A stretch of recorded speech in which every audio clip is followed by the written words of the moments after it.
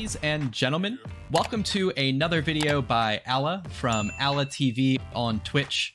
Today, after countless hours of testing on Dragonflight Beta, we're ready to bring you our full and official guide to Preservation Evoker.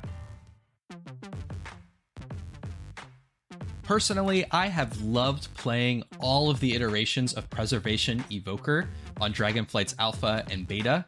So today, as everyone gets ready with their final preparations for Dragonflight's launch, we're going to bring you a video that includes the full range of everything Preservation Evoker. We're going to talk about abilities, cooldowns, talent guides, rotation, even leveling builds. So buckle up, stick around for the show. We're excited to bring you all things Preservation Evoker. So let's talk basic abilities, and the preeminent spell for Preservation Evoker is Echo. This is an ability that does a small heal and leaves a debuff on a target that will replicate the next non-Echo healing spell onto that target. It's a very direct form of atonement style healing, and powerful when used correctly. Then there's Living Flame. This is an ability that does a small heal or a small amount of damage to a target, and is a filler spell within the current toolkit. However, with the introduction of the 4-piece bonus for Vault of the Incarnates, we will see this spell play a much bigger role in the toolkit. Then there's Verdant Embrace, a powerful single target spell that also transports you to an ally. This is a huge tank healing spell and leaves behind powerful debuffs like Lifebind and Call of Ysera, which buff our throughput and can be extraordinarily powerful when used correctly. Then there's Reversion, which is a healing over time spell that increases its duration when it crits. Also, with the passive Golden Hour, it also acts like a Riptide that reverts 15% of damage taken in the last 5 seconds. It will also play a very important part in our tier set bonus. Then there's Emerald Blossom.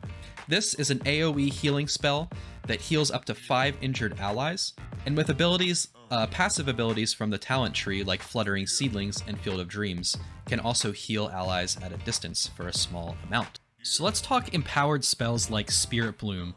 This is an AoE empowered spell that heals more allies depending on how long it's charged, and it is a chunky ability doing massive healing to your party. Then there's Dream Breath. This is another powerful cone AoE ability that heals more depending on how long it's charged, and additionally, after having gone through several iterations, now leaves a hot healing over time effect depending on its charge. Additionally, spells like Call of Ysera buff Dream Breath to do even more healing. Then we have Fire Breath. This is a damage ability, but through passive abilities like Life Giver's Flame. This ability also can heal party members while doing damage simultaneously, an excellent synergistic choice that we'll talk about later. Then there's Disintegrate. This is a channeled spell that consumes essence. It's a powerful single target ability and can also return mana depending on what talents are taken. Then lastly, there's Azure Strike, which is our multi-target instant cast ability that has a small mana cost. So now let's talk about cooldowns. Before we jumped into all of the nitty-gritty details, I just wanted to stop and say that as a class, Preservation Evoker has some of the most broken, engaging, and fun cooldowns of any class that I've ever played in World of Warcraft. Now, one of the most exciting buttons to press among Preservation Evoker cooldowns is Rewind. This is a massive ability that undoes 50% of damage taken in the last 5 seconds by all allies within 40 yards, and its healing is increased by 100% when not in a raid. When I tell you it is so much fun to completely undo a mechanic with this button, I can't tell you enough how much fun it is. It's easily one of my favorite cooldowns in the game. Then a secondary cooldown is Stasis. This is one of the capstone abilities for Preservation Evoker. This causes your next 3 helpful spells in your rotation to be stored in a time lock, and then you can duplicate them by reactivating Stasis anytime within 30 seconds. We'll talk more about some of the cool combos you can create later, but needless to say, it's very powerful when you can essentially have a second full rotation of healing go out in a tight window, especially in dungeons. Then there's Dreamflight. This is primarily a raid ability, though it can be used in dungeons. You fly to a targeted location, heal all the allies underneath of you, and it leaves a hot behind on the raid. Super fun and also extraordinarily powerful when used correctly. Then there's Deep Breath. It has the same targeting reticle as Dream Breath, however, instead of healing allies, it damages all enemies in your path, and it's uncapped AoE, which packs a punch in Mythic Plus. Super fun. Next, there's Tip the Scales. This allows you to cast any empowered spell instantly at its maximum empower level. You can save it to use your empowered spells quickly in a healing window, or you can use it on damage abilities like Fire Breath. Then there's the controversial Temporal Anomaly, which shoots out a golden orb in front of you that places absorb shields on allies. It can also be buffed by passives to add additional absorb shields or to add echo onto targets. It remains to be seen how much this will be used, although in recent raid testing it's proving very powerful. And lastly, we have Emerald Communion. This is an absolutely busted ability that I think a lot of people are sleeping on, that is showing its ability to do tons of healing in Mythic Plus. You're able to use it when you're stunned, feared, or silenced, and its healing is also buffed by our mastery. Lastly, Preservation Evoker is full of helpful utilities, and let's talk about Hover. Now, Preservation Evoker's greatest weakness is its 25-yard range, and Hover helps us counteract that by getting us quickly in range of our allies. You can also take passive abilities like Aerial Mastery to gain an additional charge of it if you're in a super spread out environment, and you can also use abilities like Verdant Embrace to get within and range of your allies too. Then there's Obsidian Scales, which reduces damage taken by 30% for 12 seconds. You can also take another passive ability that gives us 2 charges of this. Pretty self-explanatory, it helps with survivability, and for our class it's pretty strong. Then there's Cauterizing Flame and Naturalize. Naturalize is our quote-unquote baseline Dispel, and Cauterizing Flame is a second ability that will also remove bleeds, poisons, curses, and diseases, healing the target if you're successful at removing those effects. Both helpful in niche situations. Then there's Time Dilation. This ability is essentially our tank external ability, causing time to wrap around your ally and causing 50% of damage they would take to instead be dealt over 10.4 seconds. And lastly, we are a heroism bloodlust class with Fury of the Aspects. So just like mages, shamans, and others, we can hit that button and give that awesome haste buff to our raid. Drum roll please for talent trees. We're excited to offer you all of our insight into the new Dragonflight talent tree for Preservation Evoker. In this section of the guide, we're not only going to give you insight into which talents to take, but more importantly, we're going to help you navigate the mindset you need to have as you consider which talents are appropriate for which situations, which ones are strongest, and which ones are not useful at all.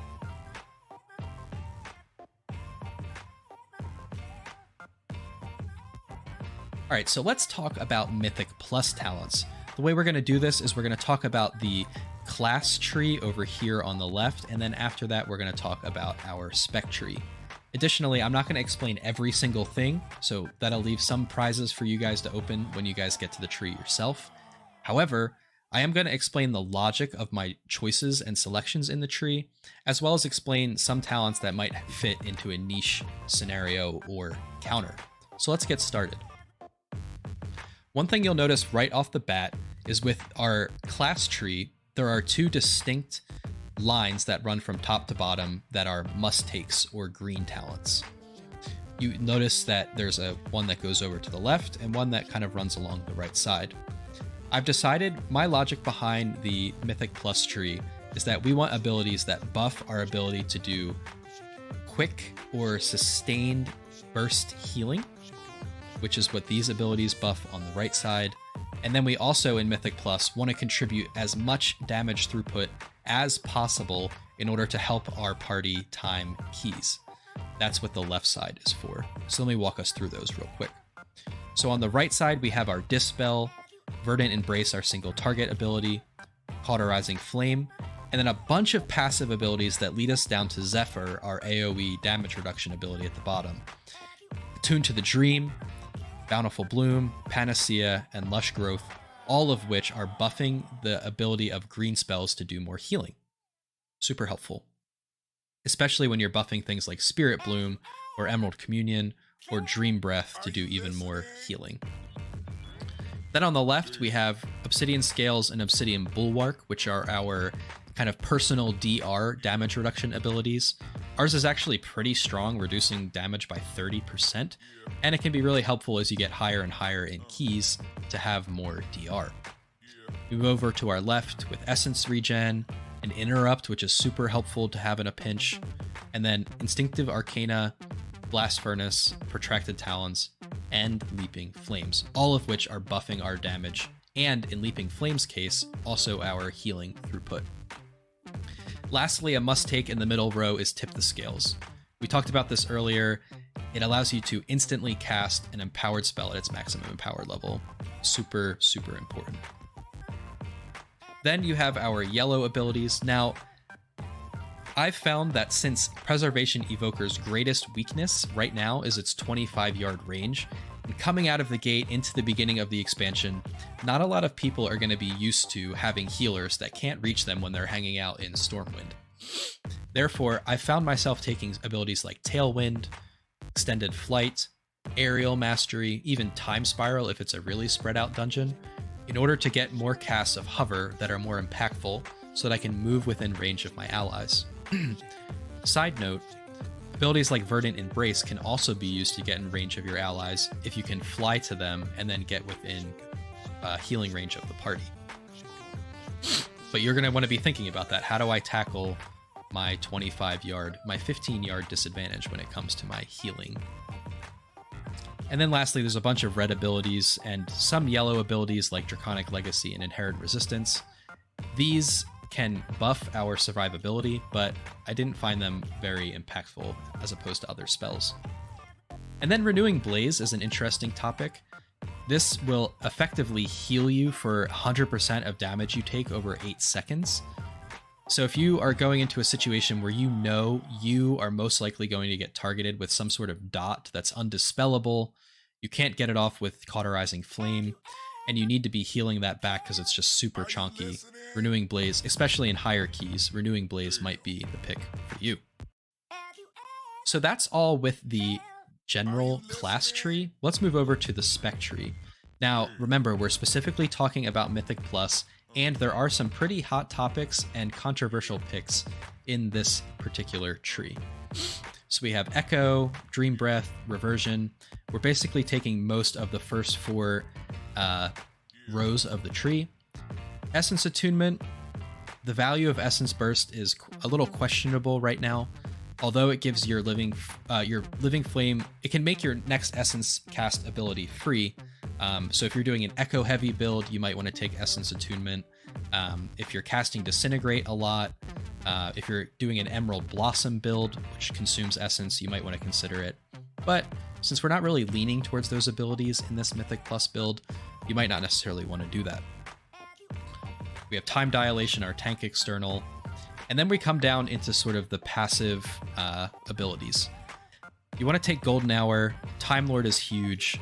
Punctuality is also huge, especially when we get into our 2- and 4-piece set bonus because of its ability to spread reversion. However, Emerald Communion, Spiritual Clarity, Fluttering Seedlings, Temporal Anomaly, this is where you're starting to make a lot of choices. Emerald Communion, I have said, is one of the most slept on healing abilities of the whole Dragonflight beta.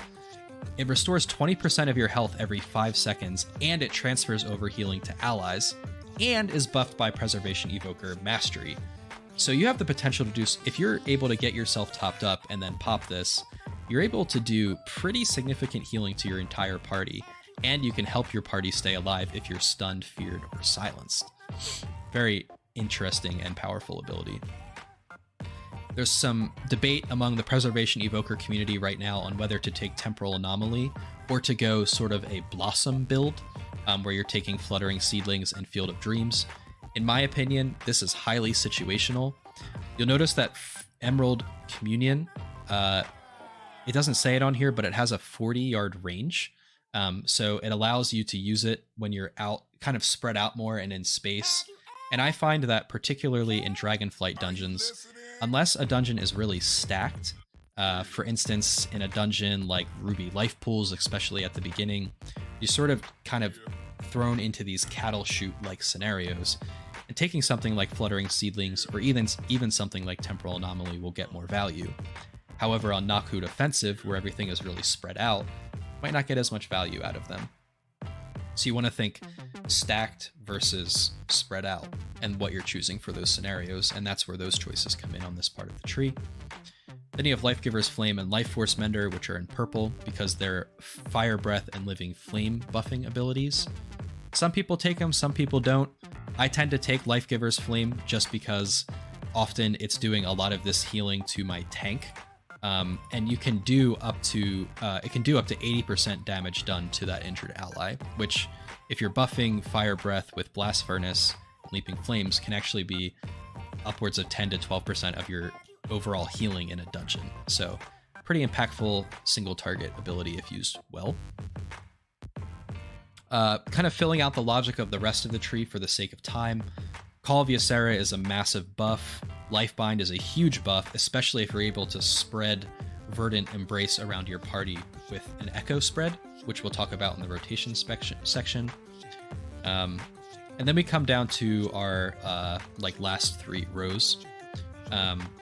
Power Nexus, very helpful to get more essence. Font of Magic, very, very critical to getting that extra empowerment level, especially when you're using Tip the Scales. Honestly, if you echo the tank and then tip the scales into a Spirit Bloom, you can basically heal your entire party to full, especially if you're in a Lifebind situation. Very, very helpful. And then Timeless Magic. Stasis is going to be the big capstone cooldown in Mythic Plus. Cycle of Life, really sketch talent that is even struggling to get proper throughput in Raid. And then Dreamflight, it's often difficult to be in a stacked enough scenario for Dreamflight to get full value on 5 targets. In my opinion, it seems to be more designed for a stacked raid where you're able to hit a majority of 15 or 20 or 25 people with the whole reticle that targets the area or path that you're flying on. And then lastly, Renewing Breath, Grace Period, Timeless Magic. All of these are sort of capable of buffing throughput, and they're all relatively equal. However, Renewing Breath, if you're able to target your Dream Breaths properly, will give you the most value of any of these, because it will buff Dream Breath's healing. It says increased by 15% here. The talent will allow you to buff it up to 30% extra healing, and an ability that is already trucking with heals, Renewing Breath is actually quite powerful if you're able to coordinate with your group. Now, outside of that, there's not much else to say. There's some yellow abilities here on the right side, bronze side as we call it. Some people are taking Just in Time in order to get time dilation back, especially if they have a squishy tank on a tyrannical week, or you're trying to attempt these massive pulls and you want time dilation up because you have a non-Brewmaster tank and you want to have some more time to heal them up. And then Flow State is also in the consideration. Some people take it, some people don't.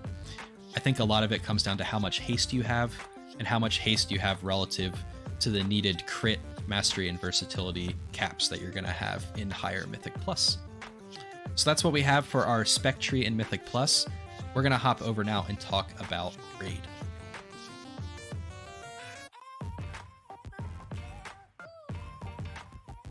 All right, so let's talk about Raid talents for Preservation Evoker now. And just like in the last section, I'm going to walk us through the class tree first, and we're going to walk through the preservation tree second. So let's take a look at our class tree here on the left. Again, I want you to notice not only the choices, the individual choices within the tree, but also the logic behind it. So for the class tree, we have this green line running down from the right all the way down to Zephyr, where we have a yellow selection at the end. And then we also have this pretty important green chunk here sort of camping out in the middle of the tree. So let me break down and explain that briefly. What I've chosen in this particular tree on the left side is a tree that focuses mainly on healing throughput. So this is the type of build that you would create if you're on a fight, you're parsing, you're trying to do as much healing as possible while sacrificing a little bit of utility and survivability. So on the right side, as I already explained in the Mythic Plus section, we have Expunge, Verdant Embrace, Cauterizing Flame, and these 4 abilities here which buff our throughput. Attune to the Dream is all healing done and received, and then these 2, Panacea and Bountiful Bloom, are working on Emerald Blossom. And then Lush Growth, which, when taken, gives green spells basically a 5% increased heal. Super powerful, and of course that's buffing mostly healing throughput. Alright, so let's also talk about this middle section here with Tip the Scales, Inherent Resistance, Source of Magic, and Regenerative Magic. One cool utility of Preservation Evoker is that you can cast this spell Source of Magic to place a buff on a friendly healer, and whenever you cast an empowered spell, it'll restore 0.25% of their mana. This is a really helpful spell to put on something like a Discipline Priest, Holy Paladin, or another Preservation Evoker, classes that quickly, in order to help with their passive mana regeneration. Additionally, you'll see in the tree, hopping out of this middle section, that I have taken spells like Natural Convergence and Energy Loop. These also, when we're casting Disintegrate for damage, will help us regenerate that 7,200 mana over the course of our Disintegrate duration. That can actually be really impactful, especially if you're on a longer encounter and you can be focusing on weaving in Disintegrates for that mana regen. Otherwise, if you're throwing out tons of temporal anomalies, you're otherwise just going to go very quickly. One weakness of Preservation Evoker is that it is a very mana-hungry class. A lot of our spells, although very powerful, have high mana costs, and you'll need to be focusing and asking yourself the question when you're going into an encounter, is this a short encounter with high burst damage where I can just chunk through mana really quickly so we can hit that 2 or 3 minute kill timer? Or is this more of a longer, extended fight where I need to be spacing out my big abilities and cooldowns, perhaps focusing on specific moments to cast Temporal Anomaly, and taking even spells like Emerald Communion in order to regen more of my mana back and remain a sustained healing presence for most of the fight. These are the things you're going to be thinking about as you go into Raid. Lastly, we've talked about our throughput buffing abilities, we've talked about mana regeneration. The last thing I'll talk about, which incorporates itself into some of these yellow abilities here, are movement abilities. Again, Preservation Evoker still has that 25-30 yard range. Some spells have been buffed to have a 40 yard range. However, we're still going to struggle to remain in range of the majority of our allies on spread out fights. So things like Tailwind, Extended Flight, Aerial Mastery, these are the types of things that will help give us that little bump that we need in order to launch ourselves closer to allies, especially when we're moving around. Additionally, like I mentioned in Mythic Plus, remembering that Verdant Embrace is not only a healing spell, but a movement ability is something to work into your mindset so that you can say, all right, if I'm far enough away from this particular section of the raid and I need to heal them, why don't I use Verdant Embrace on a DPS that's close? And then I can, walk that extra 2 steps to get in range of the people that need healing. So that's what we have for the class side of the tree. Now we're going to move on to the spec side of the tree for Raid, and this one is fascinating. As we talk about Raid talents, I just want to make a quick disclaimer. There are so many different viewpoints and perspectives on how to set up your Raid talents right now. So I don't want you to hear me saying this is exactly how to do it. Instead, I'm going to walk us through the abilities that are looking like you'll almost always take them, and then I'm going to explain some of my mentality as far as how you make the decisions between other talents that are in yellow, mostly ones that are in the middle of the tree, and we'll have a little capstone discussion at the end. However, in Raid, you're obviously going to take Echo and most of these top 4 rows. Again, Essence Attunement, stacking Essence Burst 2 times, not necessarily a massive part of the toolkit, but you might want to consider taking it, especially once we get our 4-piece bonus and our Working Living Flame more and more into our rotation. Then we come down to this middle section, and this is where you're sort of making your encounter-specific decisions. So you have Emerald Communion, which is a healing spell. You can cast it while moving. It additionally restores mana. This might be helpful on a fight where it's extended and you need that mana regeneration in order to continue providing healing. Additionally, if there's a possibility of you being stunned, feared, or silenced while taking big chunks of damage, Emerald Communion could be a helpful spell to help heal you up quickly and also splash healing onto allies during those moments. Then you come over to Fluttering Seedlings and Field of Dreams. This, in addition to Temporal Anomaly, is a very controversial section right now. Many builds that I'm seeing come out of the beta and alpha for Dragonflight were incorporating Emerald Blossom as an essential and kind of core part of the rotation and toolkit within Raid. However, I would say that with a caveat, which is that Emerald Blossom is most efficient with a stacked Raid, when you know that you're going to get the full 5-person heal out of the spell and be able to be close enough to your Raid to accurately target which groups are receiving healing. Again, Emerald Blossom tends to function better on stacked raids, especially in melee groups that are tightly packed, whereas the range tend to be spread out. So that's one thing you want to be thinking about. How stacked is my raid? How efficient can Emerald Blossom be? Does this particular encounter cater well to an Emerald Blossom style build? Then on this row, you're also making the decision to take Temporal Anomaly or not. This ability has been reworked multiple times, and in its current iteration, it is actually extraordinarily powerful in Raid if you're able to hit all, I believe it's 5 or 6 targets that Temporal Anomaly can hit baseline, adding those Absorb Shields. It doesn't show you the exact value on here, but it's about an Absorb Shield of between 12 and 15,000 per tick going out on your allies. Lasts for about 6 seconds, and it hits 2 allies every 2 seconds. So you get, you get about 6 people with Absorb Shields. If you can hit all 6, Temporal Anomaly is very powerful. You can also take Resonating Sphere if you're going to do an Echo build, or Nozdormu's Teachings if you wanted that to hit even more targets, upwards of 9. So, but again, that comes with a high mana cost, and again, it's more efficient when you're in a stacked raid. So you're making these really interesting decisions where you're saying, this has a high mana cost, but it's my highest throughput ability if used correctly.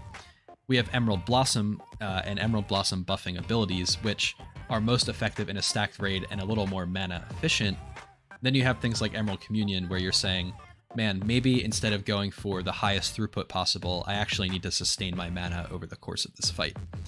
So again, in raid testing on fast kill timers, Temporal Anomaly is doing massive amounts of healing, and I would highly recommend it. However, we do have to balance out that mana cost and decide if that's going to be the optimal build for the encounter. Again, there are things like Flow State in here, and Exhilarating Burst.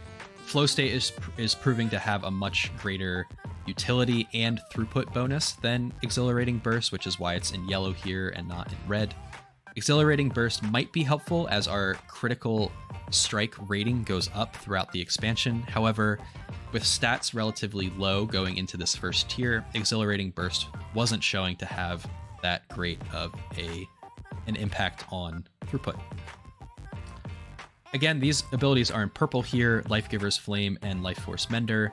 I believe they'll go up in value as we get access to our 4-piece bonus, which impacts the strength of Living Flame within our core toolkit. Then going into the bottom, of course, we're taking Call of Ysera, Lifebind, Punctuality.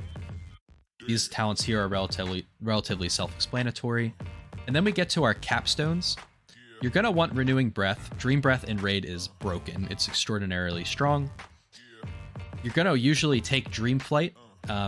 You're able, usually with the targeting reticle, to either hit a stacked raid or position yourself to hit a majority of the raid when you're, funneled into some sort of a cow shoot, or even in a spread out raid, you can usually get enough value for it to know when to use it optimally.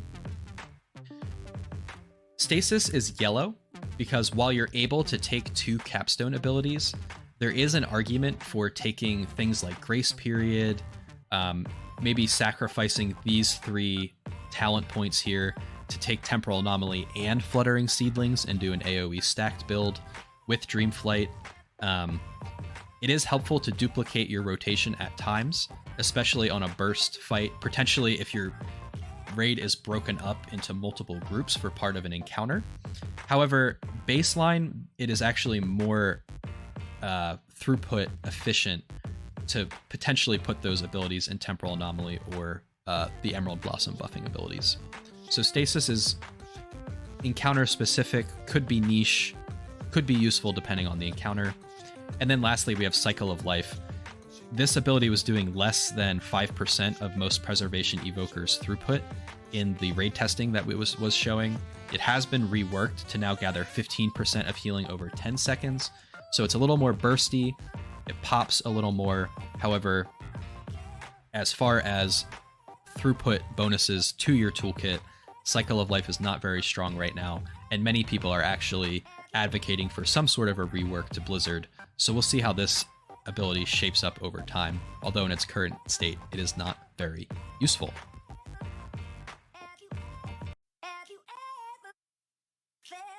Are you listening? All right, in this last section, I wanted to briefly mention a leveling guide. In just a couple of hours after the release of this video, we're going to be launching into our level 60 to level 70 leveling in the Dragon Isles. And if you're going to be leveling as Preservation Evoker like I am, I believe that this is one of the optimal builds that we can use to do that as efficiently and quickly as possible. In this build, and this is from live servers right now as I'm preparing for Dragonflight's launch, you'll notice that I've taken abilities that completely buff my damage throughput and offer me the optimal amount of utility. So for instance, I've taken Enkindled, all of the damage buffing abilities on the left side. I've taken Landslide, I've taken Quell, I've taken Terror of the Skies, even Oppressing Roar, in order to maximize the speed with which I can gather adds, blow them up, and move on to my next quest objective. Additionally, I've also taken abilities which buff my movement, so Tailwind, Extended Flight, Aerial Mastery, Time Spiral, just so I can help myself get ahead of the crowds and into the next phase of questing. Additionally, if I need to get away from something quickly, I'm going to be leveling PvP on Storm Rage, which is, although it's an Alliance dominant server, if I get into a scrap, I know that I can bounce away from it relatively quickly and get away from people. Then on the right side, you'll notice I've stayed away from most of the abilities that are capstones or healing buffs. Instead, I've opted for damage buffing abilities. I've taken Flow State to help with my cooldown recharge rate. And lastly, I've taken Energy Loop so that Disintegrate does more damage when I'm facing a single target and regenerates some mana so I don't have to sit down and drink. That's our leveling guide explanation. I think there are going to be a bunch of different variants. I think a lot of people are going to be leveling as Devastation. So I wanted to show you guys what my Devastation build looks like real quick. That's my Preservation leveling build. For Devastation, I basically built out a Mythic Plus tree with the help of our stream's friend, Nylof. And you can see here I'm buffing damage throughput again on the general tree. I'm taking that Natural Convergence talent. I probably will end up taking, you know, Oppressing Roar, Aerial Mastery, probably Time Spiral if I go Devastation. And then on the right side, I used a built-out AoE-centered Mythic Plus talent tree for the specialization. This build is designed to help me gather up as many enemies as possible and just crush them all quickly with a barrage of heavy-hitting AoE abilities. Again, there's a lot of iterations to what this could look like, but if you're sitting there and you're like, wow, I'm just hitting this tree for the first time with the launch of Dragonflight, what do I pick? What would be helpful for leveling? You can basically just copy this if you'd like. You can also check us out on stream at twitch.tv/ala_00. You guys can totally hop into stream and ask me for my thoughts on different leveling builds if you guys would like. I'm going to be available to you, and I'll be streaming all of launch and over the course of the 7 days following. So that's all we have for leveling build. We're going to move into our rotation section now. We're going to hit that pretty hard, and then we're going to talk about final thoughts. Last but not least, we have Preservation Evoker's rotation and playstyle. Now, unlike many classes, which might have a set spell rotation or individual spells that you have to use for single target healing or AoE healing, Preservation Evoker is unique in that it has a lot of different tools for similar situations. There's more than one way to heal single target, and there's more than one way to do AoE healing. Additionally, while the DPS rotation for Preservation Evoker is quite simple, I'm going to walk us through, towards the end of this section, a healing situation in a dungeon and a healing situation in a raid to walk you through my mentality and my mindset as I'm making decisions about which heals to use in which situations. Additionally, on the screen, you'll see a couple of different pop-ups that walk through step by step what spells I'm using in what order and what buffs are being maintained by me using certain abilities at certain times. I know that sounds a little convoluted, but I'm going to show you guys all of that in just a second. Alright, let's start off with our much simpler DPS rotation for Pres Evoker. In this video, you can see we come in hot with our Deep Breath cooldown, splashing damage over a whole group of enemies. We then charge up our Fire Breath, which gives us a 4-stack Leaping Flames buff. We send those living flames into our enemies, followed by a couple of Azure Strikes before it's time to heal. As you can see from the DPS log on the left, we're keeping up with some of the lower DPS in our party, and Preservation Evoker looks extraordinarily strong. Instead of using an AoE rotation for something like a single target fight, like a tyrannical boss fight in a dungeon, or even when you're in a raid scenario, instead of incorporating a lot of Azure Strikes, which is our blue AoE spell, you would be using more Disintegrate in its place. That's that single target channeled beam ability that actually does respectable damage if you're keeping it up frequently. So let's talk about healing rotation. We're going to start off with our Mythic Plus healing rotation, and reminder, it is an advanced class, but I'm going to try to walk through it step by step.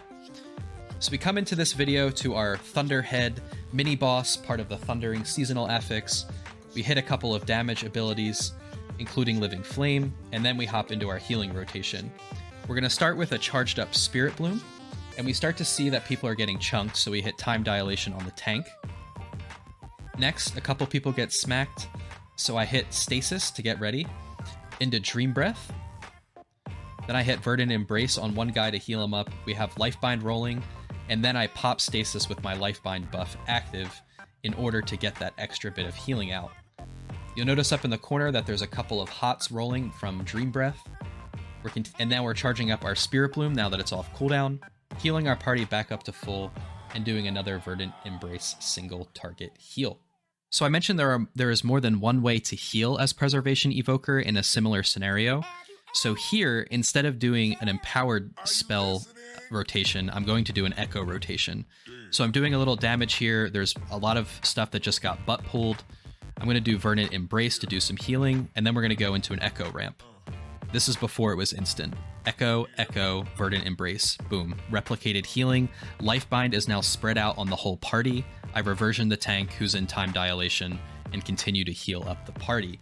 That rotation looks different, however, it accomplishes the same purpose. I'm even throwing in a cheeky Emerald Communion here at the end to heal up my party. Again, as you can see, many ways to heal, many viable ways to do it. As you can see from those two examples, there are many different ways to do the same kinds of healing, especially in AoE burst healing scenarios. Additionally, for single target healing, instead of just waiting for Verdant Embrace to come up all the time, it's helpful when someone's just been chunked with damage to immediately pop them with Reversion.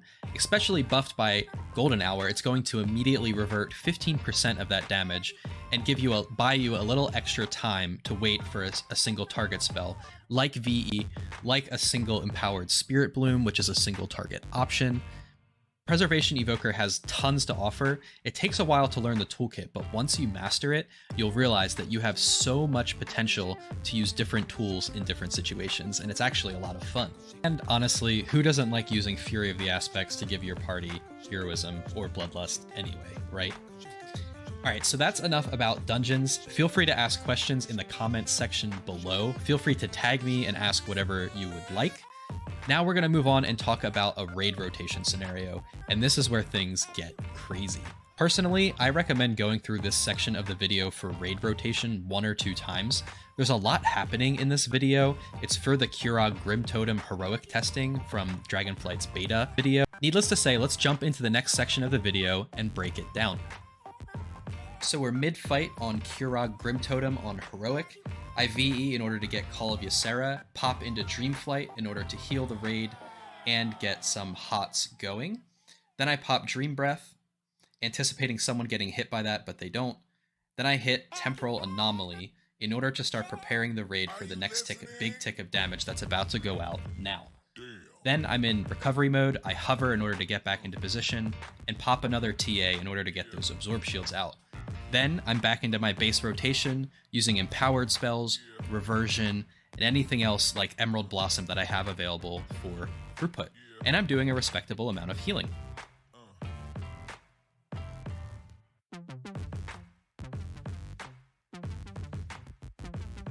Now for some final thoughts on Preservation Evoker.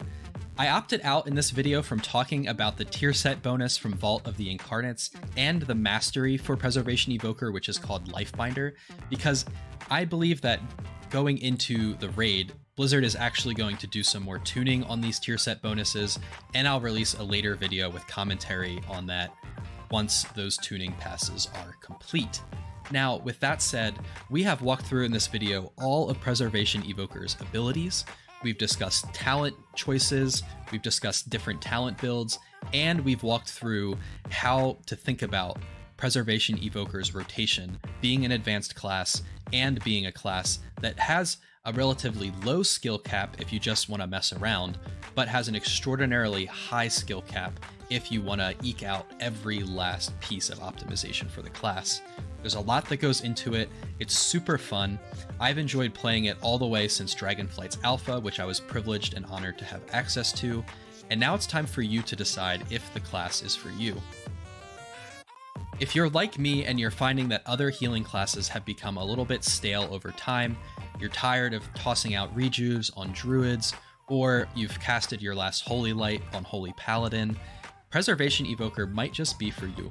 It's an like I mentioned, it's an extraordinarily challenging class with a high skill cap, but for those who are patient and willing to learn and understand that this class is not just going to be an A plus B equals C kind of class, but involves a very advanced way of thinking about priority spells, buff upkeep, and timing, especially in regards to Echo, you might just have your hands on one of the best designed and most intricate and interesting classes that Blizzard has ever created.